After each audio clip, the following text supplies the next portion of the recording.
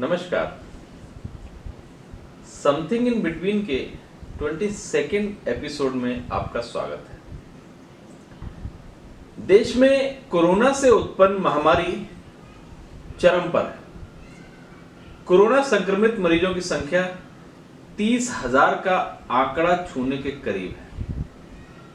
अहमदाबाद के municipal commissioner ने सार्वजनिक तौर पर कहा है कि हालात नहीं सुधरे तो मई महीने में कोरोना के साथ साथ मुंह बाय खड़ी आर्थिक दुश्वारियों से बुरी तरह जूझना पड़ेगा। तब ऐसी विकट परिस्थितियों में संघ बनाम राज्य की शर्मनाक राजनीति जंग छिड़ गई है। केंद्र के स्तर पर जहां राज्यों के साथ कई मोर्चों पर संवादहीनता की स्थिति है, वहीं कुछ राज्यों के मुख्यमंत्री इसे विधानसभा चुनाव के मद्देनजर तूल देने में जुटे हुए हैं। कोरोना के मोर्चे पर जारी जंग के बीच केंद्र और पश्चिम बंगाल सरकार के बीच सियासी जंग सतह पर है। कई गैर भाजपाई राज्यों के मुख्यमंत्री केंद्र पर मनमानी का आरोप लगा रहे हैं। इस महामारी के दौरान जारी शर्मनाक राजनीति पर कई सवाल उठाए जा सकते हैं। हालांकि इससे पहले ये जानना जरूरी है कि आखिर ये स्थिति आई ही क्यों। क्या केंद्र वाकई राज्यों के साथ बेहतर तालमेल बनाने में नाकाम रहा है, या फिर विभिन्न राजनीतिक परिस्थितियों में गैर भाजपा शासित राज्य अपनी राजनीति चमकाने में जुटे हैं। इस पूरे मामले की गहन समीक्षा करें तो ये दोनों ही तथ्य सही प्रतीत होते हैं। केंद्र और राज्यों के बीच तालमेल के अभाव में इसके पीछे की राजनीति साफ तौर पर झलकती है। आरोपों प्रत्यारोपों की इस कड़ी में सबसे शर्मनाक जंग पश्चिम बंगाल सरकार बनाम केंद्र सरकार के बीच चल रही है। केंद्र सरकार का आरोप है कि पश्चिम बंगाल सरकार कोरोना से संबंधित आंकड़े उसके साथ साझा नहीं कर रही है। गृह मंत्रालय का कहना है कि आंकड़ों के लिए मंत्रालय की ओर से राज्य सरकार को 4 पत्र भेजे गए। राज्य सरकार ने जब इसका कोई जवाब नहीं दिया तब वहां केंद्रीय टीम भेजने का फैसला किया गया।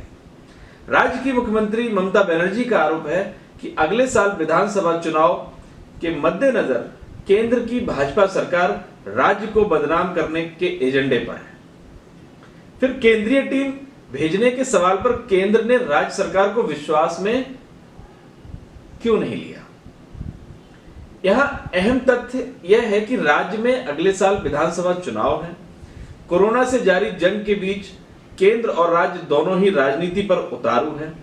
अगर ऐसा नहीं है तो केंद्र को राज्य से संवादहीनता की स्थिति नहीं रखनी थी, जबकि राज्य सरकार को अन्य राज्यों की तरह सहज ढंग से कोरोना के संबंधित आंकड़े उपलब्ध कराने चाहिए थे। इस मामले में विशुद्ध राजनीति इससे भी साबित होती है कि विवाद के बीच भाजपा अध्यक्ष जेपी नड्डा ने राज्य के पार्टी सांसदों के साथ वीडियो कॉन्फ्रेंसिंग के जरिए बैठक कर राज्य सरकार पर गंभीर आरोप लगाए, जबकि केंद्र से दो हाथ करने के लिए राज्य की मुख्यमंत्री ममता बनर्जी ने लॉकडाउन के जारी रहते चुनावी रणनीतिकार प्रशांत किशोर को कोलकाता बुलवा लिया। इसी मोर्चे पर कांग्रेस शासित राज्य राजस्थान के मुख्यमंत्री अशोक गहलोत ने केंद्रीय गृह मंत्रालय पर भ्रम फैलाने का आरोप लगाया है। उनका आरोप था कि गृह सचिव कई मामले में लिखित की जगह मौखिक आदेश दे रहे हैं। गौर करने वाली बात यह है कि मध्य प्रदेश की तरह राजस्थान में सत्ता पलटने पर भाजपा की निगाह है। इस खेल में मध्य प्रदेश में भाजपा को ज्योतिरादित्य सिंधिया का साथ मिला तो राजस्थान में उसकी निगाहें उप मुख्यमंत्री सचिन पायलट पर है। जाहिर तौर पर राजस्थान में भी पश्चिम बंगाल की तरह दोनों ही ओर से जारी आरोपों प्रत्यारोपों का मुख्य कारण सियासी है। कोरोना के खिलाफ जारी जंग के बीच राज्य में सत्ता बचाने और सरकार गिराने की भी टोह ली जा रही है। अब मुख्य सवाल संवादहीनता और कई मोर्चे पर उत्पन्न भ्रम से है। खासतौर से लॉकडाउन के दौरान कोटा से छात्रों को बाहर निकालने का मामला हो या मजदूरों को महानगरों से वापस बुलाने का मामला। इन मोर्चों पर केंद्र सरकार के रवैये से संवादहीनता के साथ ही भ्रम की स्थिति पैदा हुई। मसलन लॉकडाउन के दौरान उत्तर प्रदेश मध्य प्रदेश की सरकारों ने कोटा में अध्ययनरत छात्रों को वापस बुलाया।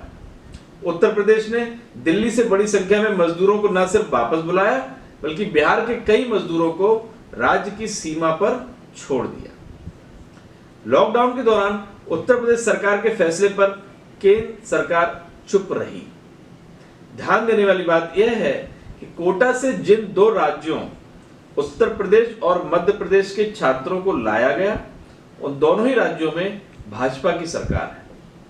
खासतौर से उत्तर प्रदेश सरकार के इस फैसले पर बिहार के मुख्यमंत्री नीतीश ने सार्वजनिक तौर पर नाराजगी जताई। गृह मंत्री और प्रधानमंत्री के समक्ष अपना विरोध जताया।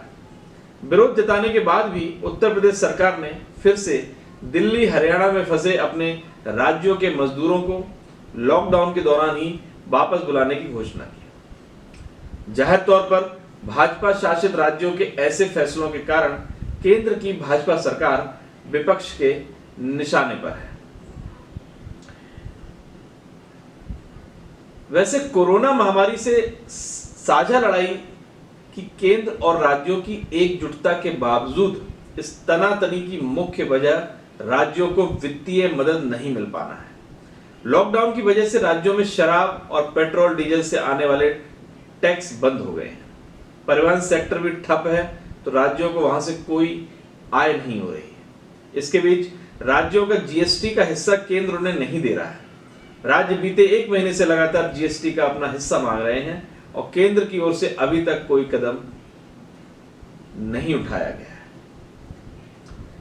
प्रधानमंत्री के साथ सोमवार को कोरोना पर हुई चौथी बैठक में लगभग सभी मुख्यमंत्रियों ने जीएसटी के अपने हिस्से को रिलीज करने की मांग दोहराई।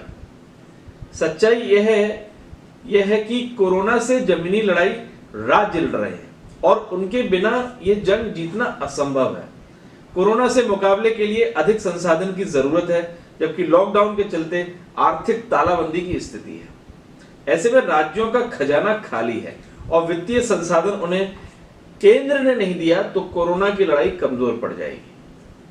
केंद्र सरकार की आर्थिक स्थिति भी मौजूदा हालत में बहुत कठिन है, मगर जब मामला राष्ट्रीय आपदा का हो तो संघीय व्यवस्था में केंद्र की जिम्मेदारी कहीं अधिक बढ़ जाती है।